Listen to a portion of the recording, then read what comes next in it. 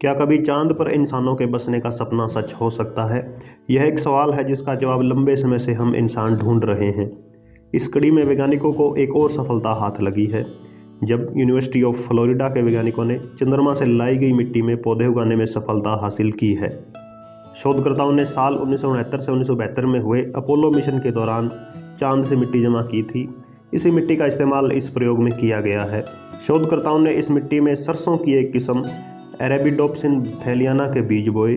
इसके 2 दिनों के बाद ही बीज के अंदर अंकुरण हो गया, जिसे लेकर शोधकर्ता काफ़ी हैरान रह गए।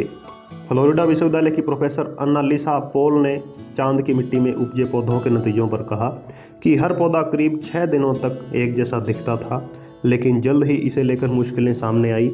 चांद की मिट्टी में उगाए गए पौधे कमज़ोर दिखने लगे और धीरे धीरे विकसित हो गए। आखिर में ये पौधे ख़त्म हो गए। 20 दिन बाद पौधों को निकाल दिया गया और उनके डीएनए की जांच की गई। उनके विश्लेषण से पता चला कि चांद की मिट्टी में पौधों ने वैसी प्रतिक्रिया दी जैसे प्रतिरोधी पर्यावरण में देते हैं, जैसे बहुत अधिक नमक वाली मिट्टी हो या भारी धातुओं वाली मिट्टी हो। भविष्य में हम यह समझना चाहते हैं कि यह पर्यावरण कैसे और अधिक पौधे उगाने में सक्षम हो सकेगा। चांद की मिट्टी में पौधे उग सकते हैं, यह एक साधारण सा कथन लगता है, लेकिन यह अंतरिक्ष की अनंत संभावनाओं के दरवाजे खोल देता है। नासा के प्रमुख बिल नेल्सन ने कहा, यह शोध नासा के भविष्य में किए जाने वाले मानव अन्वेषण लक्ष्यों के लिए बहुत महत्वपूर्ण है, क्योंकि हमें भविष्य में अंतरिक्ष यात्रियों के लिए रहने और वहां पर कार्य करने के लिए खाद्य स्रोतों को विकसित करने के लिए चंद्रमा और मंगल पर पाए जाने वाले संसाधनों का उपयोग करने की आवश्यकता होगी।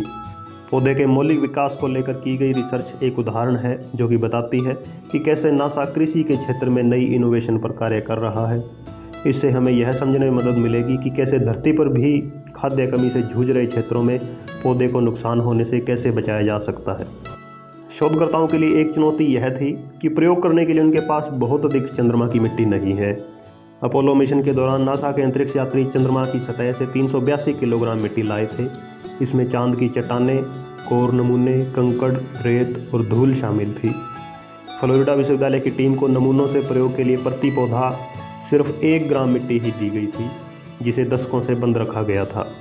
कुछ समय पहले ही चीन के वैज्ञानिकों द्वारा किए गए अध्ययन से पता चला है कि चंद्रमा की मिट्टी में कुछ ऐसे यौगिक मौजूद हैं जिनमें लोहे और टाइटेनियम युक्त पदार्थ हैं, जिनको सूर्य के प्रकाश और कार्बन डाइऑक्साइड की मदद से ऑक्सीजन और मीथेन जैसे ईंधन में बदला जा सकता है।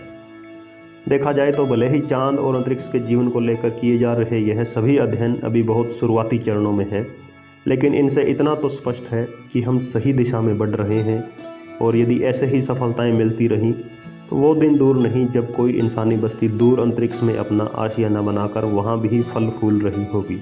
समाजशाला में आज इतना ही। मिलते हैं किसी और दिन किसी अन्य टॉपिक के साथ। धन्यवाद।